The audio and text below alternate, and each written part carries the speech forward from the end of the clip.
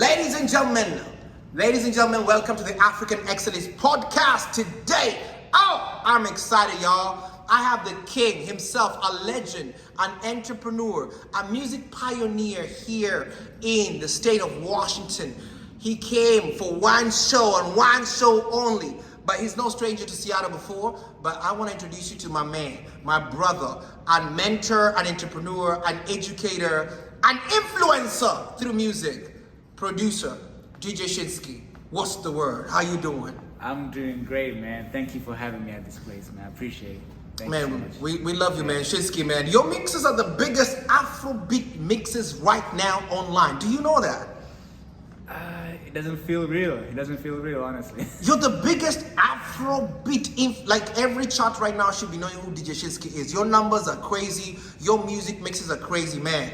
Thank you for everything you've done for Culture Fam. I appreciate that.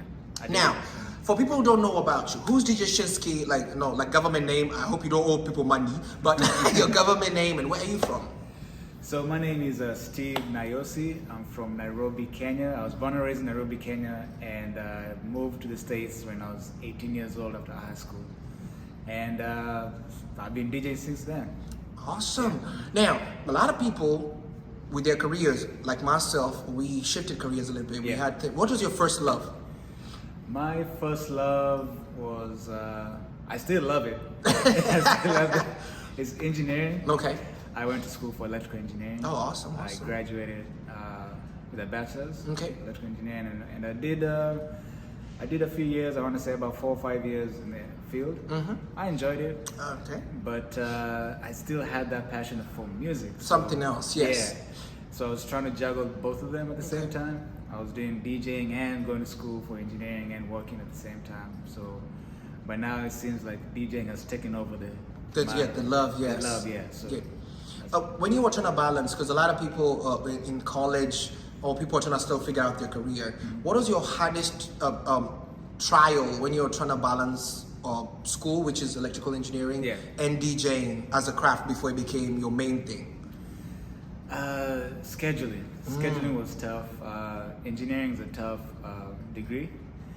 It requires a lot of time. It requires a lot of effort, and so I found myself sometimes I'm going to work full time 9 to 5, and then after school, after work, I go to school 6 o'clock all the way to 9 p.m. Then I gotta do my homework and quizzes and stuff like that. And then also have to have some time to get some music so I can prepare myself for the weekend. So I was just constantly not having free time at all. No free time at all. Yeah, it was tough. It was tough. Ladies and gentlemen, we're here today with DJ Shinsky telling you his journey and how he got to where he was. A lot of people are asking, what is it like growing up in Kenya from your experience? Growing up in Kenya, the mind is tricky. Yeah, I'm sure The it mind is is. tricky. Yeah. The mind can feed you what you want to perceive in life. And for me, I'll say I enjoyed my life in Kenya. I did. One of my best memories in my lifetime was in high school in Kenya. Yeah. And forget all the punishments we did. Oh man, that was crazy, man. All those crazy punishments we had, all Correct. those crazy homework we had, all the studying, all that tough stuff. I don't remember all that stuff. I remember the good things. The good things, great. And it was beautiful, just having that good social life. in Kenya. Yes. The food, the community, the culture, the music, everything. I mean, in high school, that's why I really fall in love in music. Because Yes. we were just constantly listening to music all the time. Reggae, dancehall. Dancehall, hey, Back in yeah. the day, man, it was amazing. So I appreciate where I come from because of that. Yeah, growing up from Kenya, I was in Nairobi too. Back in the day, we used to sneak out to go to F2 and Yeah. Hollywood in Nairobi, Hollywood Bao. What are some of the DJs that, at that time, maybe you had not like set your mind to be a DJ, but who are some of the DJs who you're like, this guy was a pioneer. I kind of liked his vibe. I liked how he dropped. He was like an Yeah. OG. Who was an OG DJ that you look up to?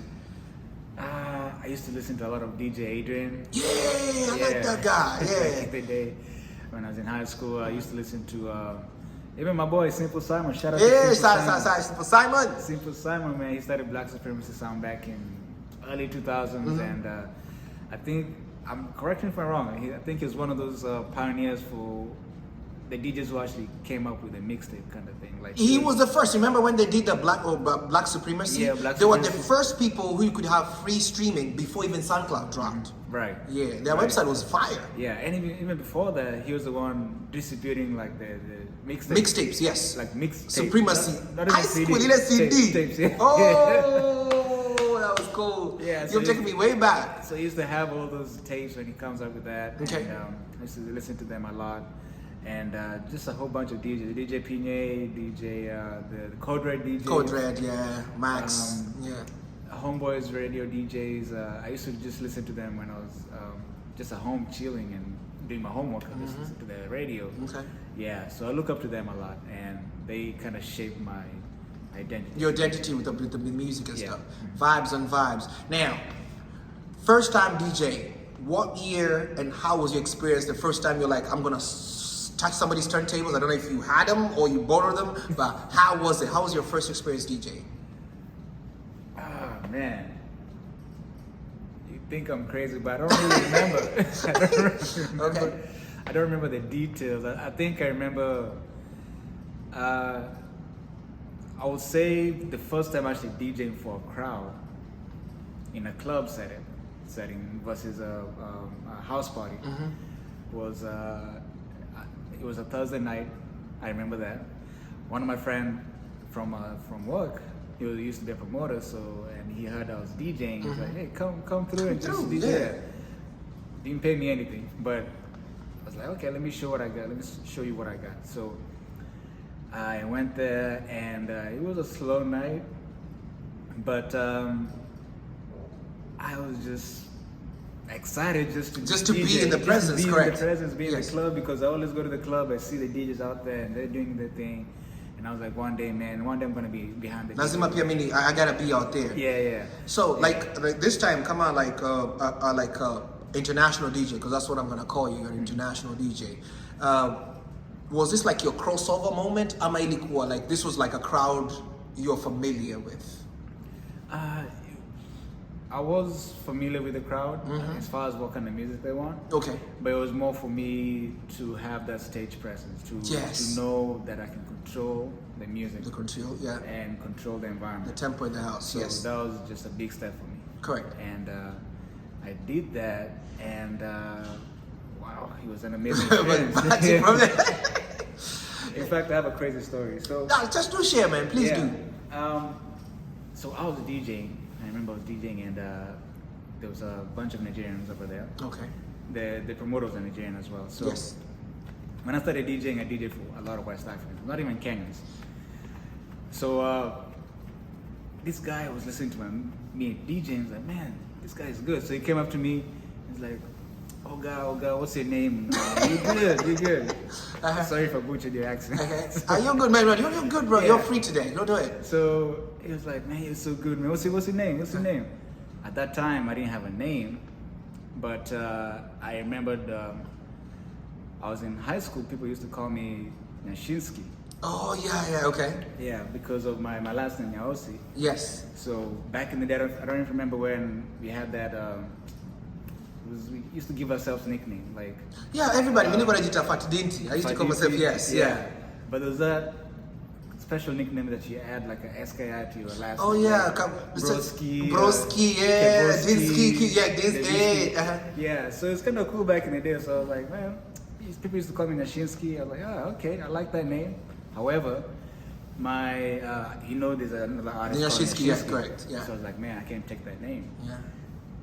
So what about if I just take the last Part of it. and just keep it Nyash? Nyash, Yeah. yes. So I was like, okay, well, Nyash is probably cool. I like it. Uh-huh. So I told the guy, yes, my name is DJ Nyash. And he was Hey, like, Nyash! DJ Booty. it took him back. He's like, what? Are you okay? But Nyash was called Nyash, so we in East Africa didn't know Nyash meant Yeah. something else in West Africa. But Nyash, there used to be also a nickname like Nyash. Nyash, yes.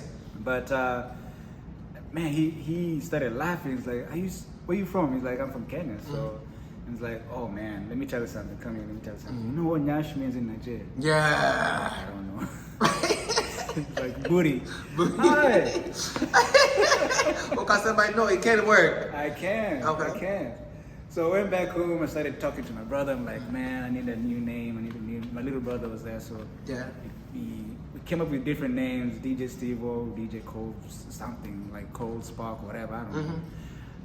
But eventually, like, I really like the Nyashinsky. So The what about if Shinsky we part, just yeah.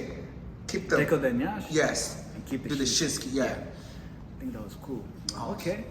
My brother came up with that. I was like, okay, I like it. This is cool. And that's how I came up with the name, and that's based on the first DJ gig I had from in the club. Oh wow. Yeah, that's This where is the name came from. awesome. Yeah. Now, what was your biggest culture shock from Kenya? I'm taking you back and forth. I don't want to be on a serious tangent. But what was your biggest culture shock as an African dreamer? I call you dreamer, Yeah. an expatriate. Okay, Kuja Stato. What was your biggest culture shock? Culture shock. There are a lot of them. One of them was the accent, especially I want to say African American accent. You know, when you see on TV, you can understand what they're saying, but when I got here, I was like, yeah, speaking English, but it's a different accent though. Yes, it's very it's different. It's different from what I heard on TV there. Yeah, even the white people, everybody they speak a different accent, and it took me a while to get used to it. And when I also speak the English, it's a combination of British English and the And American English and African. too. African accent. Yes. So they couldn't understand me. So it took me a long time to just To feel comfortable like speaking in a way that they can understand me. And that was the biggest culture shock. I thought that I knew English, but I didn't. but pana kizungu ilikuwa ngumu. Yeah, so there's a big difference in there. And Okay. just the food, seeing how just everything is running so fast. Everything is so fast, and people like things like People fast. like quite quicker. Yes. Yeah. Customer service is fast, everything is fast, so all that culture was just, in the beginning it was overwhelming. It but- can be. Yeah. It can really. Honestly, you'll feel like you're incompetent in some Yes. places, but you have to adjust. Correct. And I remember the first time I landed, and we were taken to my family friend's place. Yes. To stay there, and they cooked for us some chicken, some drumsticks. Yeah. And I was looking at this drumstick, man. I was like, whoa, this thing is huge. Like the chicken back home was not this big. Yeah. This is all meat in here. Yeah, it's huge. So everything was just huge. Huge. Yeah. Everything was just expanded. Like this is just a different experience. Wow. So yeah, just a whole bunch of things. Yeah, this is Damn. just a few of There's them. a few of them. Ladies and gentlemen, we have a special guest here called DJ Shinsky, and DJ Shinsky said the drumsticks were surprising. Brother. Let me ask you. So, your first big moment on stage. What's one stage you were like? This was one of my peak. This was one of those Nirvana stages as a DJ that I really loved to perform. Which stage was this, or which event? That's a tough one because most of my events, I take them as like it's a big event for me. Oh, bigger. Yeah. Yes. I take it seriously because we never know who's there Yes, correct. and what kind of impact that you might have to that particular person. And I try to take every event seriously, but in terms of like, I want to say numbers of something that I did where I felt like I reached out to a much larger Bigger audience. crowds, yes. I think it was the first time I DJ in Vegas. Oh, that was big, isn't it? Yeah. Yeah. Was it the rugby? Rugby 7. Yeah. Shout out to the rugby people out here, man. We go to Yeah. San Diego now, right? We don't go to Vegas anymore. I think it's is it San San Diego or Francisco, LA? is it? LA. I think near LA. Isn't it? Yeah, I LA. think it's LA is where it's at. Yeah. Share with the experience. How was Vegas? Vegas is just, it's a party city. And what you see on TV is just exactly what you get, man. And Oh, even better. more. Even less, better, maybe. Yeah, over there. Yeah, and it was just a great experience because I'm always going to the Rugby Sevens. quick backstory. So the Rugby Sevens, the Kenyan team comes to play over there, and we have a whole bunch of Kenyans or Africans who come there and do the after party. Yeah. So it's been there. The after party's been there. So and I've seen a lot of DJs doing that, but I never got the opportunity To actually perform there. Yeah. So every time I would go there, I think I went like twice, and I would just go there and hustle myself. Hustle. Like, Let me just get in. Yes. Try to get people to know me. Correct. So I was, I remember carrying like back in the day we used to have CDs. Hey man, those backup CDs, man. This was you only deadlift. Yeah. So I'll carry like 100 pieces of CDs, and put them in the case. Okay. Make a mixtape for that, and I'll go out there to the stadium. And just give people, go play this in your car. When people come up from the stadium, like, hey, I'm Shinski, here's my mix, check it out. This is who I am. This is my mix.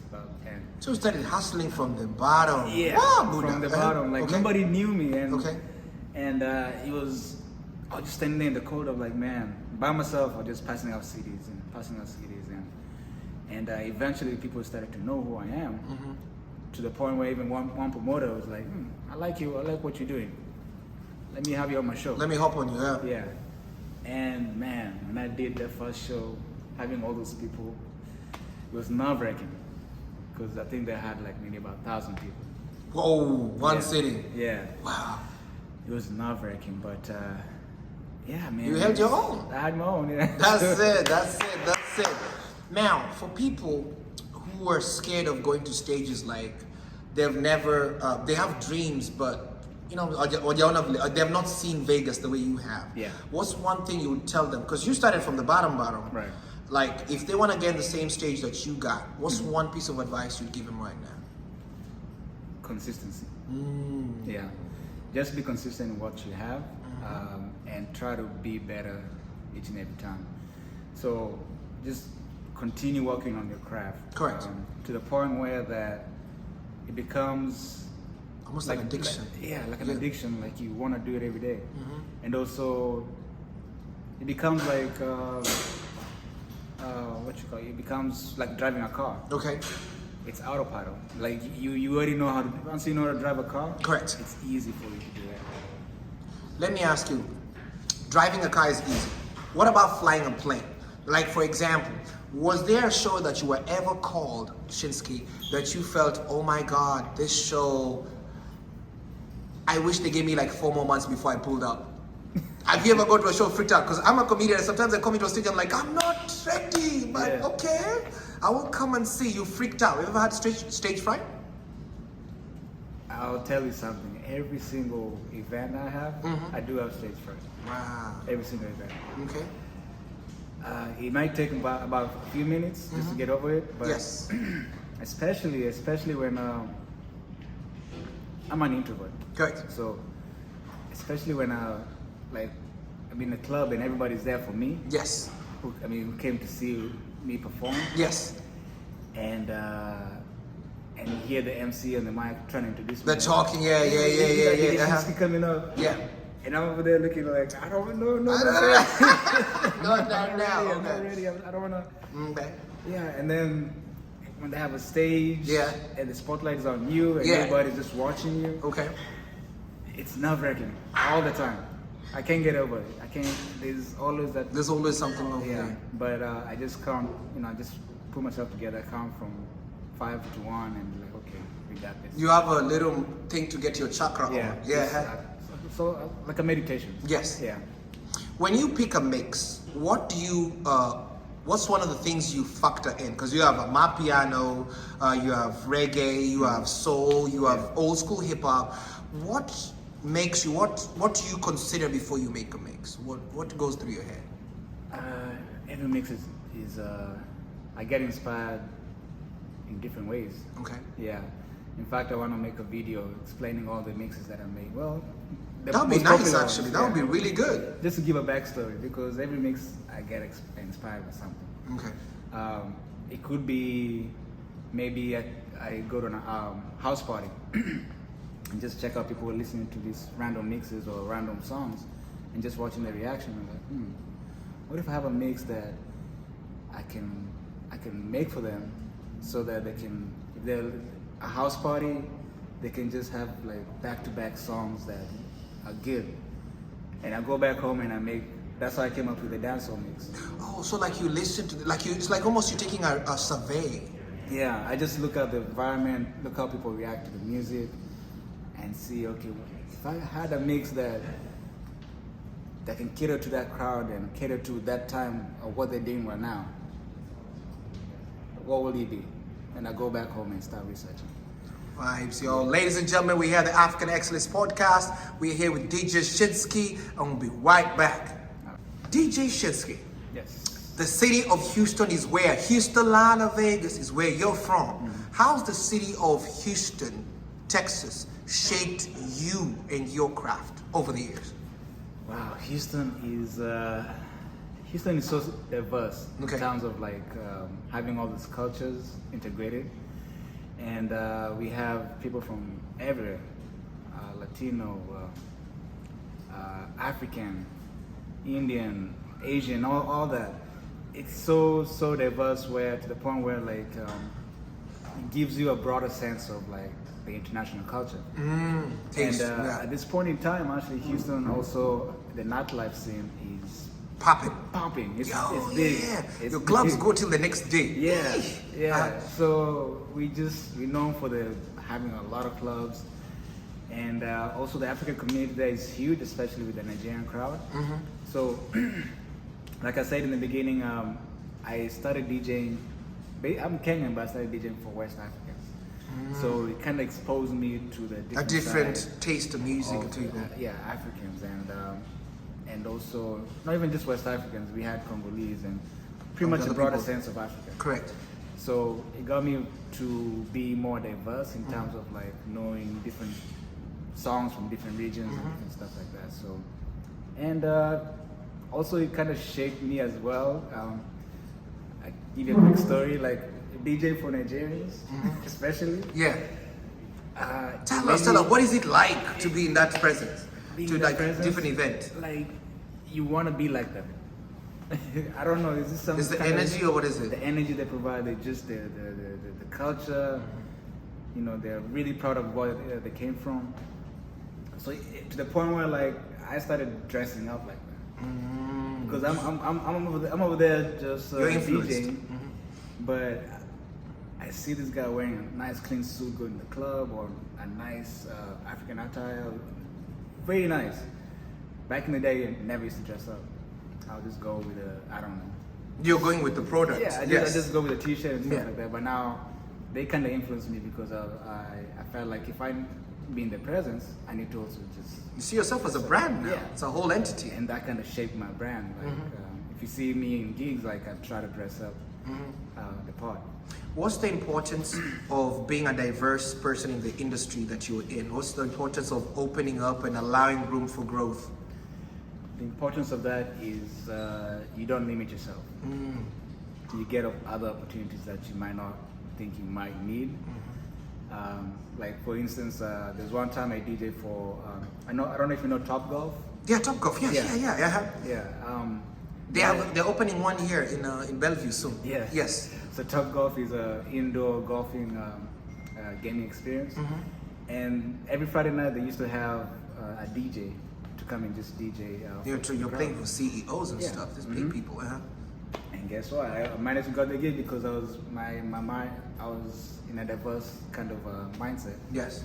and I was DJing for the American crowd, and just DJing like country music, rock music, pop, hip hop, EDM, Everything was big. top 40, everything, and that kind of like took me out of my element. You got your element. Yeah, Yeah. but it was fun. It was cool. You It was tried fun something because- new, right? Yeah, something new, something different, and I did that for a while. It was good. As a DJ, you have traveled quite a bit, but one of my most intriguing safaris from you is when you went back to Kenya after a long time. Yeah. How was the reception? The first time I went back to Kenya after a long time just to DJ, nobody knew me there. Oh, yeah, okay. Nobody knew me there. So it was more of like I'm starting over again. And so I used to go to the clubs and just try to talk to the managers. Nobody knew me. It's like, nah, we don't want to touch you. We don't know you. The other DJs out there who are big. I'm like, yeah, but I'm from the diaspora. Yeah, but nobody knows you. So it took me a couple years To like build it up. build it up. Okay. Then I think my trip last year, 2019, it kind of opened me up in terms of like knowing what I need to do as far as trying to expose myself in Kenya, especially because I love to go to plant Kenya. roots there, yes. Yeah, to put some roots over there. Yeah. So I didn't get a lot of gigs in 2019, but I went there to do my research, find out okay what are the DJs doing out there, Correct. what I can do differently, how do I get myself in that In the loop, industry, in the yes. loop. Yeah, so I came back and I started working. I started making out mixtapes. I tried to distribute out there to the Matatus. To the Yeah. That was to Matatus, shops man. and all Yeah. that good stuff. And when COVID hit as well, I think it was a blessing in disguise because now everything was online. So you had to listen Yeah. online, correct? So everybody was tuning into DJs Online. on live stream. And you did a lot of live streams I too. did. I saw you. You did. You had the 254 DJs online Yeah. thing when you came. Yeah. That was a different experience. How was that for you guys? 24 hours of non-stop mixing on Facebook. It was. It was That was. interesting. I felt like it was like an extreme sport. That was hard. Yeah, it was hard because you don't know, you can't see the crowd. I like to see the crowd and try to walk around To them. work around. Yes. Yeah, and give them what they want. But if you don't see anybody, you're just there with your phone and You just keep like looking. this, you know. Yeah, you just- I just DJ. Okay. But you see the numbers are, I don't know, like 1,000 people watching, but you don't really get the grasp of it because it's just numbers. Yes. Versus if you have 1,000 people in a room, Correct. you're like, whoa, I see all these faces. I now actually get feedback. I get Yeah. instant. Yeah. So it was a tough adjustment, but you just get used to it. And the good thing about it is, since it's online, a lot of people from different places, different countries, can tune in, and that's why I did the mid 2020, and that's why I did the 24-hour live. Yeah, that was dope. I was like, man, I'm reaching out to everybody across the world. So I have to do whatever time zones they yeah, have. because sometimes I do this time zone, and someone in Australia wouldn't get to listen to me. Okay. So like, what if I just do a whole 24-hour show and make sure I touch Everybody's served. everybody's served. And I'll try not to repeat the songs. I'll try different So different genres, elements. Yes. And it was it was the toughest thing I've ever done in my DJ career. But it was cool because But you it tested was fun. yourself. You went out of your comfort zone. I did. I Yes. did. I always try to get out of my comfort zone, and I'm glad that I did it. I'm glad that I did it. So All right. So I have 3 last questions, Yeah. big up questions. Number 1, if you had $1 million for the DJ Shinsky brand, what would you do with it? if I had $1 million, I would open a DJ academy. Awesome. Bigger than Code Red, the one they had before. Yeah. Okay. And find a way to make it online accessible. Oh yeah, that would be so. Masterclass. Masterclass. Yes. And get the best DJs out there, the best brand influencers, the best people who know how to market. Oh, that would be good. Aggressive. And just find a way to have a training course to help upcoming DJs, because it's not only just the skills you need branding, you need management, you need to know how to So it's like negotiate, correct? negotiate pricing and figure out plan goals And plan goals, correct? for your entire year. So I really would like to have that as my legacy. bigger just, goal, Yeah, yeah. just to give out all the information that I have. Awesome. Beautiful, ladies and gentlemen. Let me ask you, Shinsky, there are a lot of small businesses in the States, in the country. And how do you feel, like a creative, a music pioneer, how do you feel like these small businesses could benefit upcoming startups like yourself, music and all that? Like, how can the bridge of this two actually help advertise both brands? Do you feel like there's a relationship? There is a relationship. Okay. It's a possibility. I mean, sometimes I find my mixes being played in small Bars, small restaurants, bars, yes. hookah lounges, or even restaurants. And I get to think of it like, what if we partner with that small place, small business, and see if Because they're not paying you for that session. they're not paying. Yeah, they're not paying you. You're not I don't getting mind anything. that. I don't Yes. mind that. It's just music. So what if we partner with them and I put their businesses, logos and stuff in their music? in my mixes, or Yeah. find a way to maybe even do a live show at Oh, their that would business be place. beautiful. Yes. So we can talk about their business while I'm Talking about your DJing, business, correct. And I'm DJing as well. So there's different ways we can do it. We can throw events to promote small businesses, and just I think there's a lot. There's a lot we can things do, right? A lot of things Yes. we can do because music and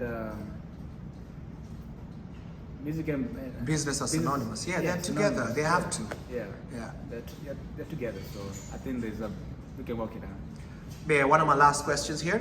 DJ Shinski, what's next for you? Apart from the show that you have tonight, you gotta tell us where you gotta be tonight, Shinski. So tonight I'm gonna be at the Mint Lounge in Seattle, Washington. I think it's in downtown. Downtown it Yes. is? Yes. And shout out to Aji and his whole crew for having me over here. Man, shout out to you, General. Yeah, vibes on vibes, my brother. for this interview. Yes. Appreciate the love. So I'll be there from 10 p.m. to 2 a.m. It's gonna be crazy. It's gonna Boom. be fun. It's an international vibe. I'll play everything. Please, So- please do. Yes. So what's next for me? Yeah, where are we Next for me? looking? Like, where should we expect from Shinski? Because 2020, 2021, we rapping. Yeah. Where we heading?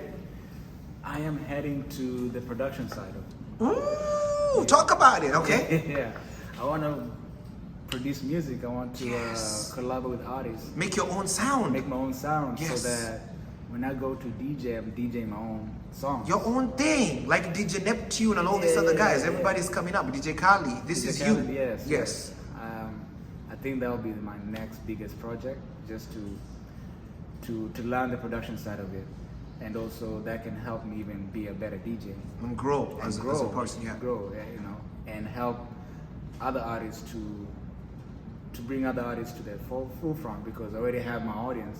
Now I can produce the songs Correct. and put them on the Put them on forefront. the thing. Yes. Yeah, and pretty much grow the culture, and also having that influence, that international influence, we can find ways to promote Mutually, especially- yeah, cross promote each other. yeah, Yes. especially I love the African culture, so I love to promote it. So if we can find a way that we can mix in hip hop with Afrobeat, and Or it makes grind sense. on your UK, Yeah. I'm on piano, put it all together. Yeah, and it makes sense, I think that would be a beautiful thing. Ladies and gentlemen, we have had a beautiful moment with DJ Shinski. We have a show tonight, so you can all stay here for long. But next time he's gonna come stay for long. And the most important question, the last question, the most important question of this whole interview, DJ Shinski, what is it that you wanted me to ask you that I'm most likely overlooked and I forgot?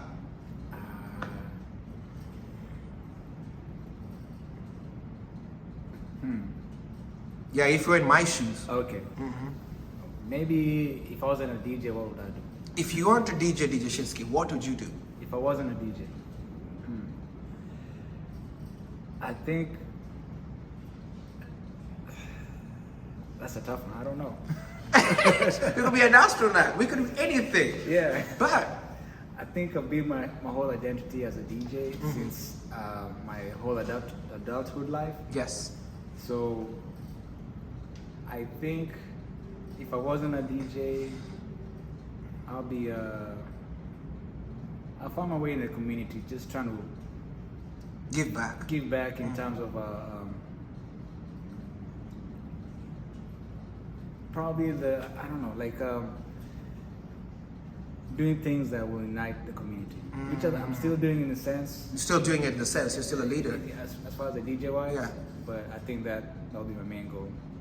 That'll make it. Yeah. As far besides the engineering part, because I Yeah, do of love course. engineering. Yeah, you gotta do that. Yeah.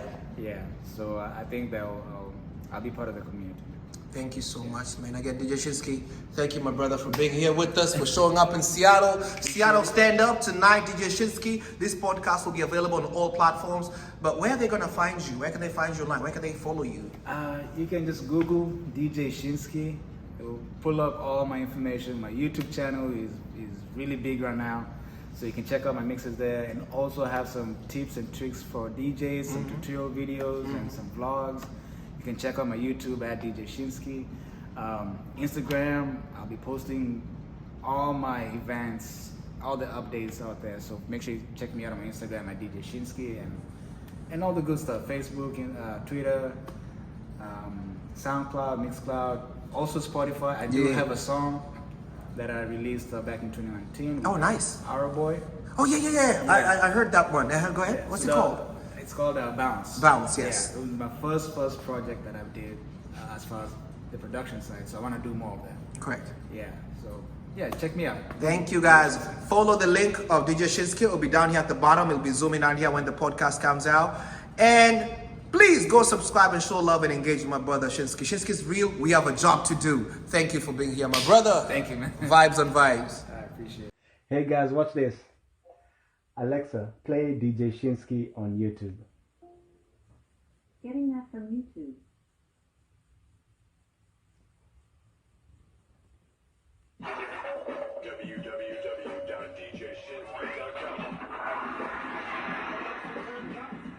Mixing the best international music. It's your favorite DJ, DJ Shinsky.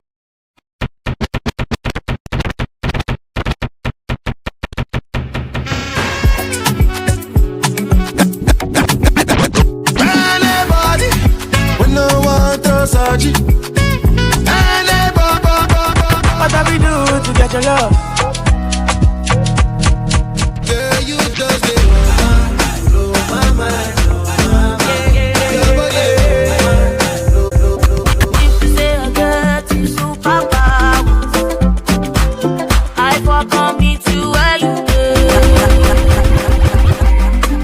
Baby say your matter na matter oh. My sherry coco make I bet you like that oh. Just one taste and I'm wanting more, shorty. Waiting you give me is not enough oh. Tell me baby girl how you do oh. Baby tell me make I know how you do oh. Baby tell me how much I could pay oh. I will go fly go anywhere for all you. Body budget, Obani ko budget, Panya, Obani ko budget. Hello, wale, Oti wale de shut up. See what talk for wale, what to wait today. Shut up. Kilo fait un motet chop de dé, fine, oh, claque de Waya, I'm a show gala. Vanessa, Sandra Cassandra, Ibadina fire. See me see trouble, I'm a Yahoo boy.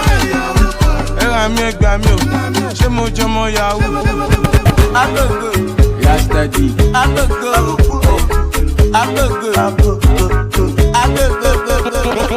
to balance so pi, to balance so pi, to balance so pi, show the woman, I show for the.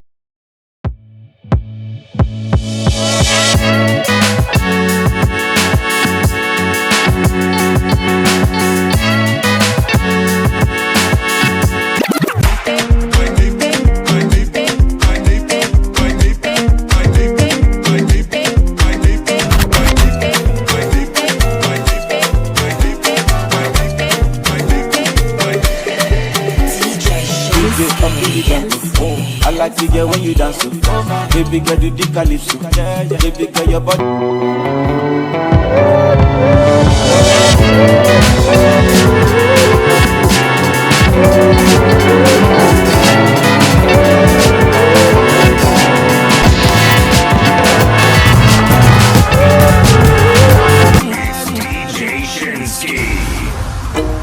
Welcome to Seattle's Top Comedy Podcast. African Excellence, hosted by the hilarious Fresh Prince of Africa, comedian General Matumba. On the African Excellence Podcast, we discuss trending topics related to pop culture, politics, relationships, and more. This diaspora-based African podcast aims to give a fresh approach to identify, showcase, and educate opportunities for African thought leaders. Show profiles of some of the extraordinary Africans, making meaningful and affirmative contributions to their communities, cities, countries, continent, and the world. Welcome to the African Excellence Podcast. Now available wherever you consume your podcast.